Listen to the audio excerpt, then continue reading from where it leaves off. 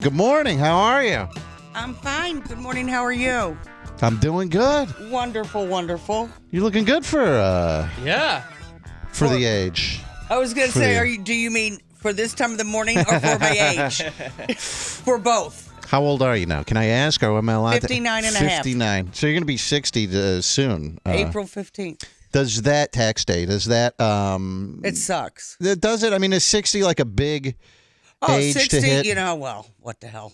You don't think so? It doesn't. Age doesn't bother you? At this point, it doesn't matter. You've had a pretty full life, those 60 years, though, haven't you? Yes, I have. So let's talk about this. First of all, everyone, Dumb, my phone screener, said that you were the first person he cranked one out to.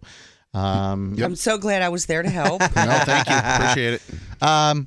You have this book out, which really talks about a lot about your life and all the things that you've gone through. But let's start at the beginning. Where were you born? Radford, Virginia. In Virginia. Is it Radford? Is that like in the sticks, or is that like a suburb? Well, at the time, yeah, it was. Yeah. It's about 10 miles from VPI. Okay. Virginia Polytechnical Institute. So it was a small town. It's still a small town. Yeah. But your parents, your whole family abandoned you when you were a girl? Is that accurate? No, That's what I read. That's what you didn't. I didn't read that in your book. That's what my prep says. But well, your prep is wrong. what happened? They didn't. My mother did, Uh-huh. not my whole family. What happened to your mother? She ran out on the family. Oh, please! You're gonna have to read the book to find out. Well, just give me a nutshell. Give it to me in a nutshell. I came home from school. She wasn't there. Were they married? Your mother and father? Yeah, no, not my dad, stepfather. So so your stepfather. Did your stepfather then take care of you, or did your real father step in? My mother and my stepfather and my brother and sister left and went to Florida for vacation. Mm-hmm. And so my grandparents and aunts and uncles stepped in and helped out. So it's not accurate. My prep says that you grew up in an orphanage. That's not accurate? Later on, Oh, okay. I spent some time there, a few years. Why? Is it you? Well, I mean, everybody else had kids. They had their own kids to take care of. So it was almost too much. But it wasn't a bad experience to be there. How many kids were in the Couple orphanage? 100. No kidding. Yeah. Do they still have orphanages like that these days? I'm pretty sure they do. So there were a couple hundred kids, and I think now they just, they call them detention centers. So this sounds like, how old were you at the time? Oh, I was about 9 or 10. Did everyone get along? I mean, were all the kids okay in there? For the most part, yeah. Yeah. So it wasn't you don't remember it as a bad experience? No, it wasn't a bad experience. A lot of people would say, oh, my God, she grew up in an orphanage. How horrible. It must have been awful. Big deal. I had a lot of kids to play with. I had a lot of friends. And the people who ran it were nice. They didn't abuse you or mean to you or anything like that. Went to school, went to church. Mm-hmm.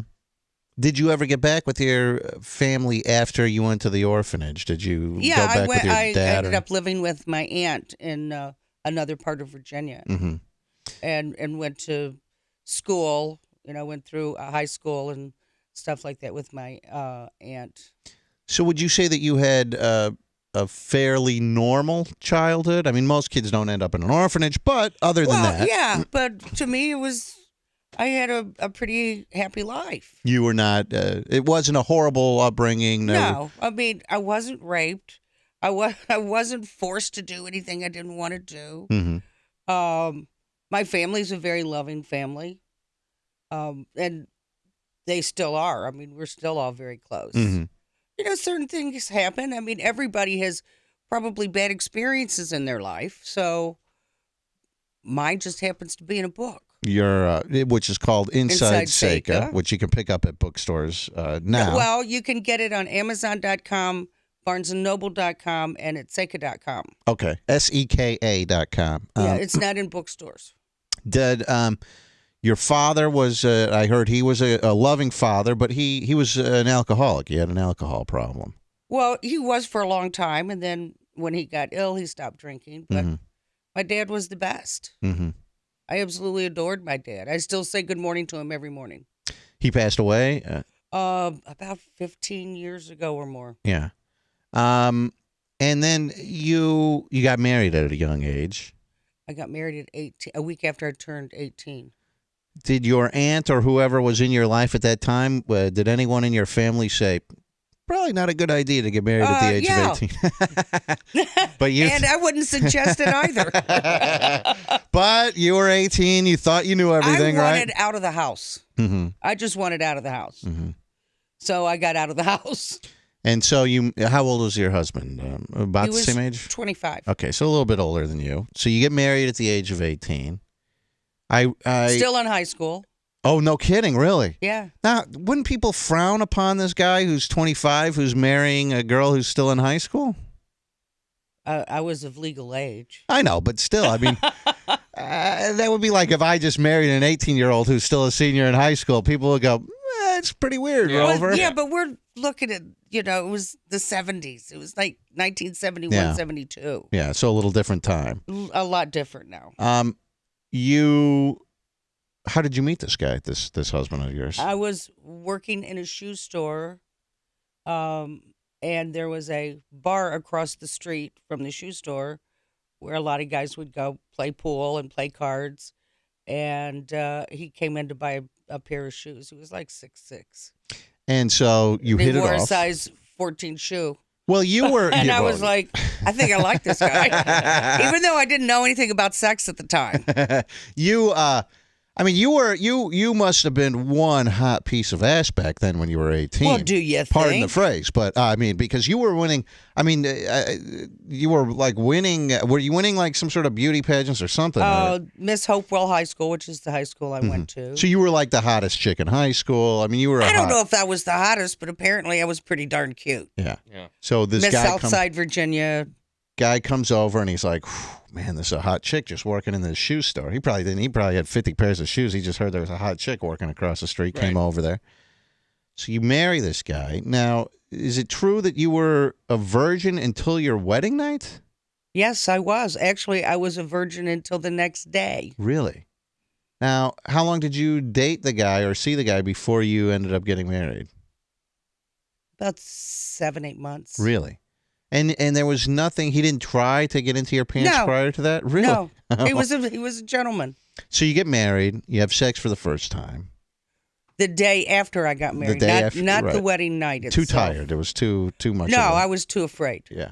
So the next day, I hid in the bath. I locked myself in the bathroom. Literally, I did. I was scared. And this guy's probably going, "What in the world? What's happening? I can't believe this. I get married and I'm still not getting any action." But then. A lot of girls have a horrible experience their first time. Your first time? Be good, bad? I liked it enough to keep doing it. So you liked it. You go, oh, this is, I did. But that marriage, it didn't end up lasting, I don't think, did it? Or how long No, it didn't. Well, he wanted children, and everybody in my family wanted me to have kids, and everybody in his family wanted him to have kids, and I didn't want to have kids. Mm-hmm. How long did you stay married to the guy? A year and a half. A year and a half. Was he a pot dealer? Was that the guy that I read about? Was he a pot? No. I don't know. Rob's fired. My producer is just getting fired. I mean, this guy has some bad info on Seka. Did he try to get you to work in a massage parlor and pimp you out? Yes, he did. And I was like, I don't think this is something I want to do.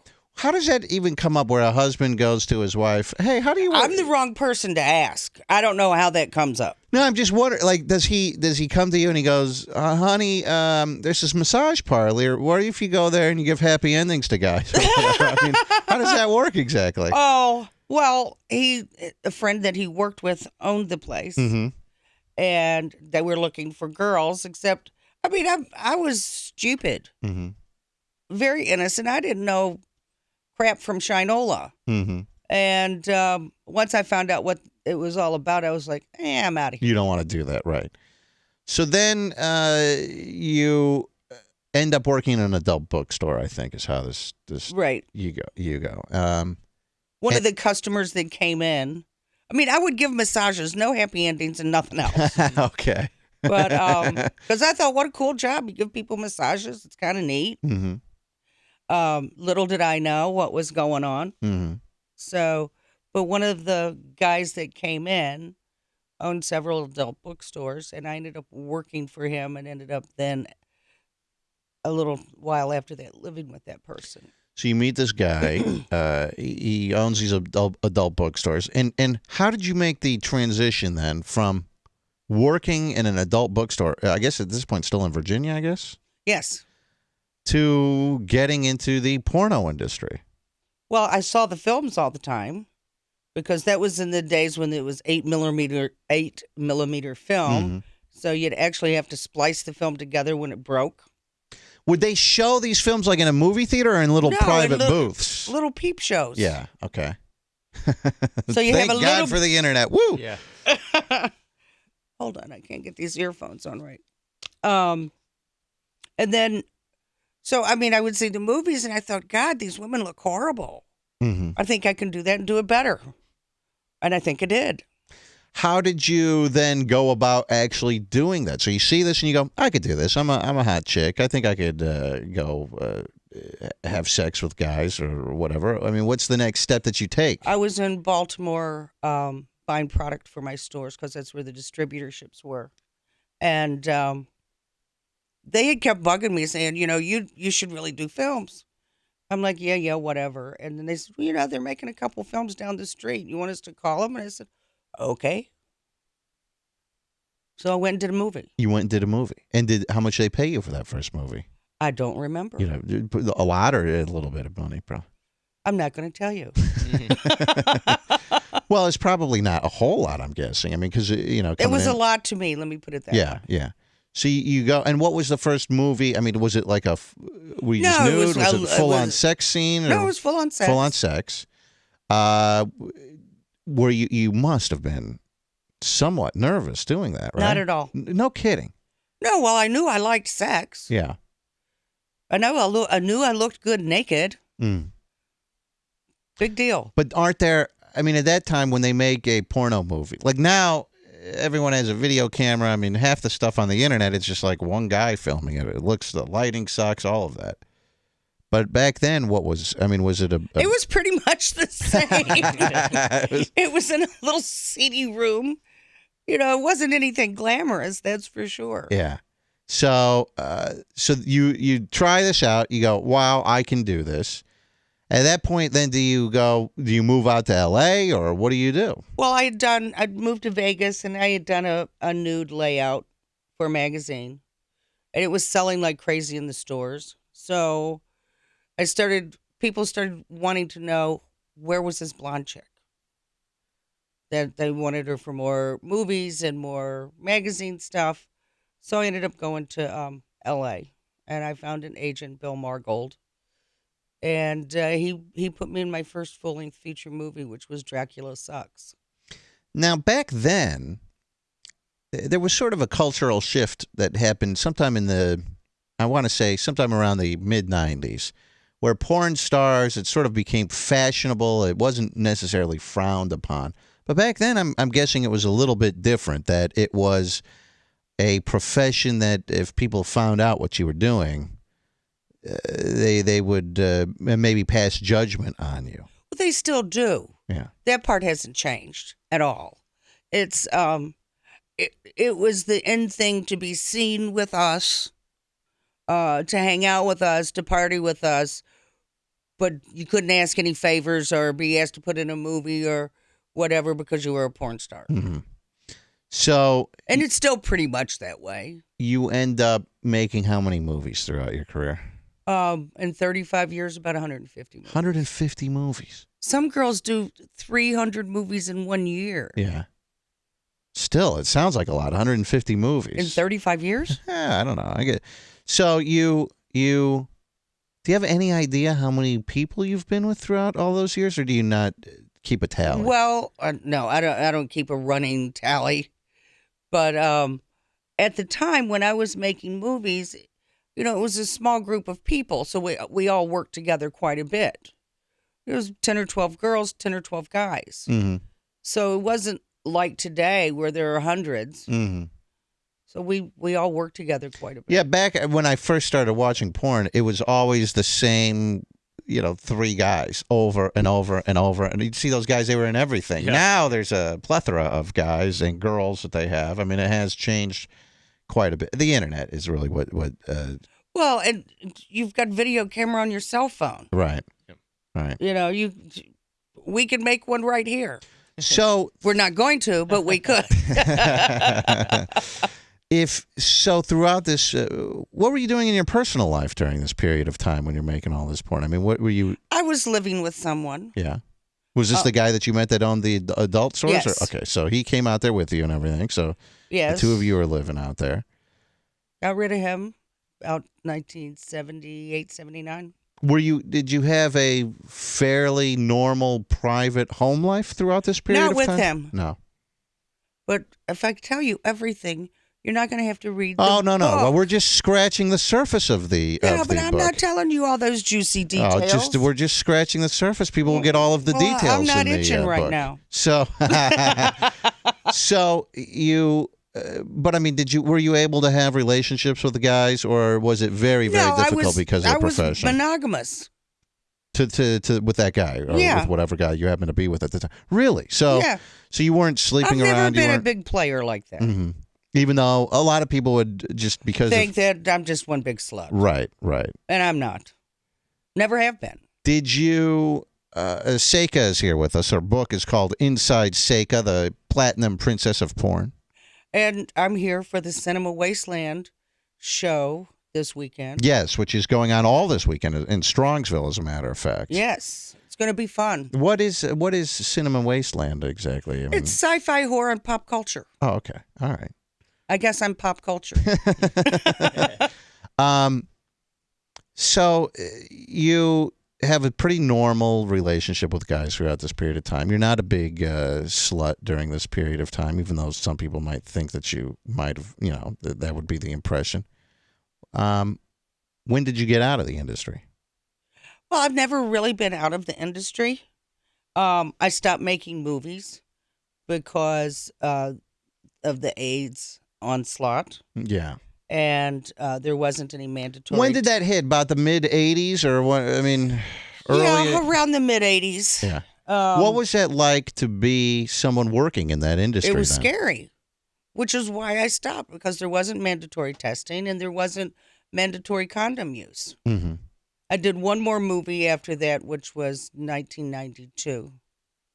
And everybody I worked with had to be tested. And everybody I worked with had to wear a condom. Mm-hmm. And that was the last movie I did.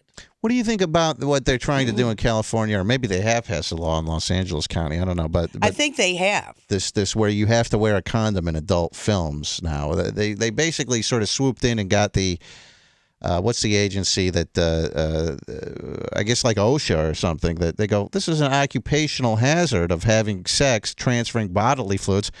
Doctors aren't allowed to operate on you without gloves or whatever. Yeah. I mean, I think it was OSHA. Yeah, your subway worker has to wear gloves when he makes your sandwich, but these people are doing all sorts of stuff. What do you think of that requirement? I think it should be that way. Yeah, but some people. I think it should be mandatory that you're tested, and I think it should be mandatory that you wear a condom. And for God's sake, what better way to promote safe sex? Some people will say, though, some of the porno producers, they go, well, no one wants to see condom usage. Well, but they don't care if you live or die. Yeah. So screw them. Yeah. How many throughout your career, this is a personal question, but did you get any STDs throughout your... No, not one throughout your... No. Really? No. And that's just because you knew the group of people... We all were a very tightly knit group of people. It was like a family. So we all worked together. Most of the people were either married or living with someone. Mm-hmm. So it wasn't like people were sleeping around like crazy people. Was there... See, that's the opposite impression that I get like that. What was that guy, John Holmes or whatever? I mean... I worked with John Holmes more than anybody else. I always sort of got the impression this guy was just banging chicks left and right all over the place. He wasn't. No, he wasn't. Who was the guy that was involved in the murders? Was that John Holmes or who was that? Yes, that was John. There was a movie about that. You ever see that? Yeah, Wonderland. Yeah. Accurate, or do you have any insight as to that? I don't know. I saw Wonderland as well, but, I wasn't close to John that way. We were very good friends, but I didn't go out and party with the people that I worked with. Mm-hmm. I'd go do my job. I'd go home mm-hmm. or back to my hotel room. Mm-hmm. I didn't go out and party. I forget even what the whole premise of I think it was some murders that happened over drug sales or something like that. I don't know. It was over cocaine. Over cocaine. And then he might have been there when it happened, or I don't know. I'd have to go back and watch it. That's a whole different book. We're talking about Inside Seka. But yeah, I don't remember all the details of that. So you knew him, and yeah, John and I were pretty good friends. I liked working with John. Did he die of AIDS, or he died? Yeah, I think so. He died. Did a lot of people contract the virus back then, or no? No. Not in the business, anyway. But when something like that happened, it must have just freaked everyone out. It did. I mean, I had already stopped making movies by then when all that happened. So, Seka is here. Her book, Inside Seka, The Platinum Princess of Porn. It's available now. You can get this at Amazon.com. Amazon.com, BarnesandNoble.com, and Seka.com. And at other events where I'm going to be, you can tweet me at Seka1954. Seka1954 is here. What's the 1954? Is that your year you were born? That was the year I was born. Seka1954. Seka. And other events that I'm doing. I'm doing 3 book signings in Chicago next week, and then I'm doing on the 9th at Topo Gigio in the Joint. You had a radio show in Chicago for a long time. On the Loop, yeah. You it was all about sex, basically. It was called Let's Talk About Sex. And baby. Well, you're quite the expert. Did you throughout your career, did you hook up with a lot of famous guys, celebrities, that kind of stuff? Not really. You said that people would want to be seen with the porn stars and stuff. I knew the guys in the Rolling Stones and Aerosmith and Bon Jovi and Motley Crue. Didn't sleep with any of them. Really? No. Did they try? No. No. They wanted to know me as a person just like I wanted to know them as a person. Did you, let me think of some people that have been. It wasn't that I didn't want to. Yeah. I did want to, but I didn't. I didn't want to be known as the porn slut that slept with all the stars. You have been associated with some famous people, though. Well, yeah. I can't think of them off my head. Sam Kinnison, I dated for about 3 years. And then, when was that? What you don't recall? It was the 80s, and I don't remember. I've told this story on the air before, but it's in the book. when I was in high school, I knew the guy that killed Sam Kinnison in that car crash. And oh, really? Yeah, he was on the wrestling team with me, and I was actually supposed to be in that car. In that car, yeah. Oh, wow! And lucky you. Whoa! Isn't that amazing? How just something like that.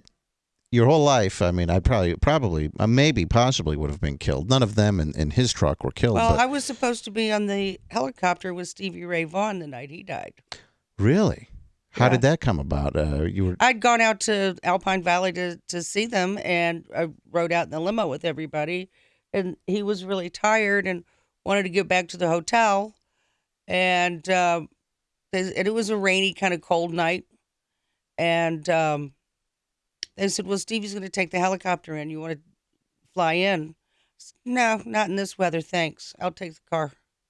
So you had the offer, and you looked at the weather, and you go, this doesn't look like a good idea. You know, I lived in Chicago a long time, so I kind of knew what the weather was like. Right. Not happening. I'm not getting in a helicopter. So his helicopter crashes. And he dies. He's killed. When you hear that, I mean, what do you just go, oh my God, that could have been me? You totally freak out. Well, you had a similar experience. Right. I mean, it puts your whole life into perspective, doesn't it? Yeah, it gives you a lot more appreciation for life. You had dinner with Woody Allen, and you said he was completely boring. He is boring. Woody Allen and Mia Farrow. How'd you hook up a dinner with them? I was out to dinner with Bob Evans. Bob Evans, who's Bob Evans? Like the restaurant? I don't know who Bob Evans is. Yeah, that's what I thought. He was the head of Paramount Studios. Oh, okay, all right. See, I don't roll in these kind of circles. I don't know who Bob Evans is. Well, he was in the process of getting things together to do that movie Cotton Club. And so he takes you out to dinner, and Woody Allen and Mia Farrow. Woody and Mia were there. Yeah, and they were now a lot of people go, oh, they must be so great, but they were pretty. He's boring. He was pretty boring, and he's not like the most pleasant person to look at. Yeah.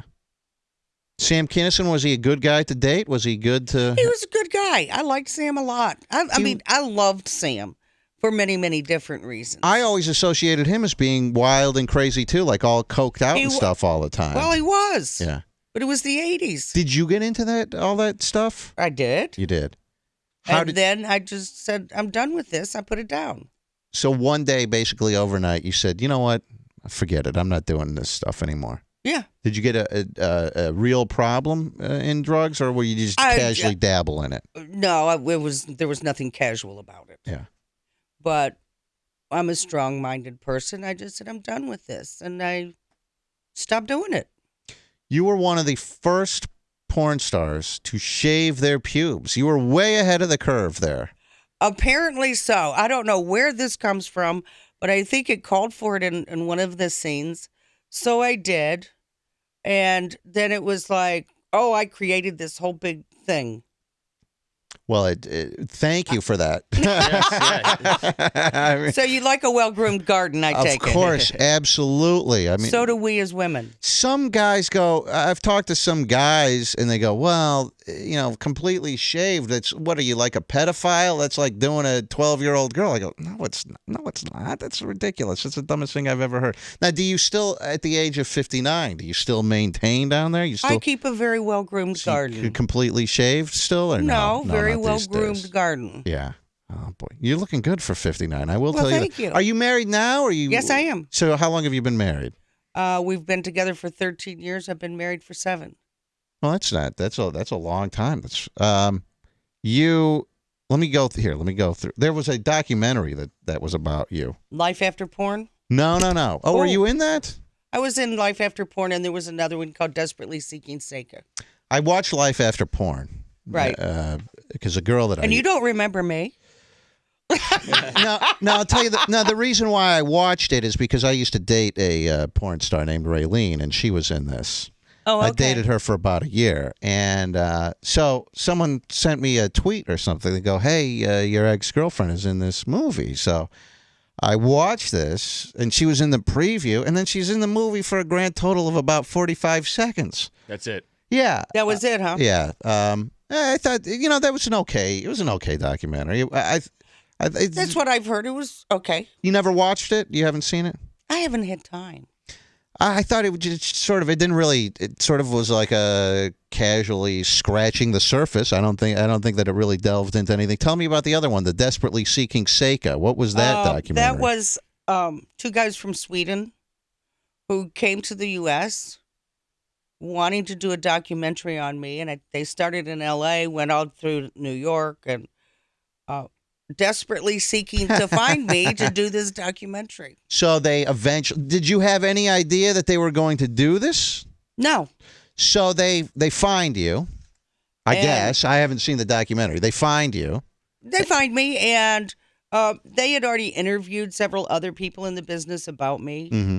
and then they found me. And did you sit down and give them the interview they so desperately sought? Yes. Well, I guess you could probably pick that up on Netflix. Let me see.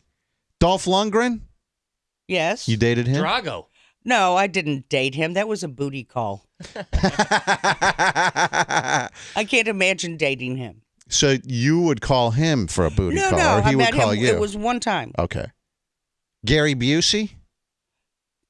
That was one time, and nothing ever happened. Nothing ever came. Oh, nothing actually even happened. You went out on a date with him, and what happened? Did you go out? How many guys? I bet you went out with a lot of guys. Well, we went to a hockey game. Yeah. In Chicago. Yeah.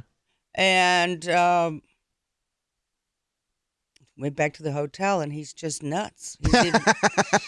He's even crazier in real life than he is. Well, he's crazier now than he was then. But I said, dude, I got to go. How many people did you? I'll bet you sat down or you went out on a lot of dates. And people wanted to date you. I slept with Matt Dillon. Yeah. And he acted like he was going to spend the night. And I said, honey, you need to get up and get dressed and go home. You kicked Matt Dillon out of your bed. I didn't want to sleep with him. Yeah. I just wanted to give him a bounce.